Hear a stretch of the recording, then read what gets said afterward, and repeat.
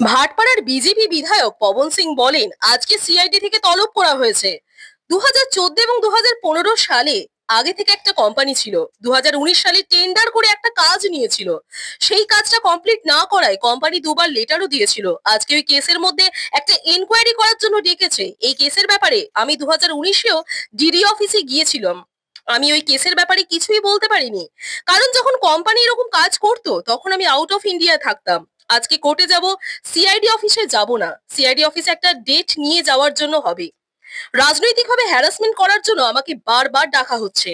Election যত সামনে আসবে তখন সমস্ত বিজেপি কর্মীদের হ্যারাসমেন্ট করার জন্য ডাকা হবে। 2019 থেকে আমার উপর মোর দ্যান 20 কেস হয়ে গেছে এবং এমন এমন কেস দেওয়া হয়েছে যে কাজগুলো আমি জীবনে করিনি বলে জানান তিনি। থেকে তলব হয়েছে আমাকে আজকে 8 তারিখে 12:30 AM ডেকেছে। AM মিন্স রাত্রেবেলা। হতে পারে ভুল আছে কি ইন্টেনশন আছে আমি জানি না, লেকিন রাত্রেবেলা আমাকে ডাকা কেন হয়েছে ও ব্যাপার আছে। একটা কোম্পানি ছিল 2015-14 আগে থেকে কোম্পানি ছিল। ওই কোম্পানি 2019-এ একটা মিউনিসিপ্যাল থেকে টেন্ডার করে একটা কাজ নিয়েছে।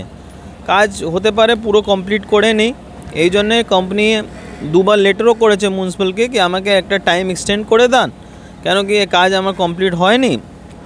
তো মিউনিসিপ্যাল ওর লেটারের উপরে কিছু রিপ্লাই করেনি। আজকে ওই কেসের মধ্যে একটা ইনকোয়ারি করার জন্য ডেকেছে। আর এতদিন পরে কেন ডেকেছে, 2019-এও আমাকে ডেকেছেন ডিডি অফিসে এই কেসের ব্যাপারে।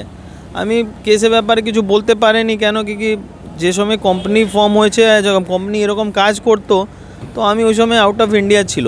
ওই সময় পলিটিক্স তো আমি করতো না, আউট অফ ইন্ডিয়া আমি কাজ করতো, তো ওখানে আমি ইনভলভ ছিল। এই কোম্পানির মধ্যে আমি just as a inactive partner ছিল লেকিন ইনঅ্যাক্টিভ ছিল।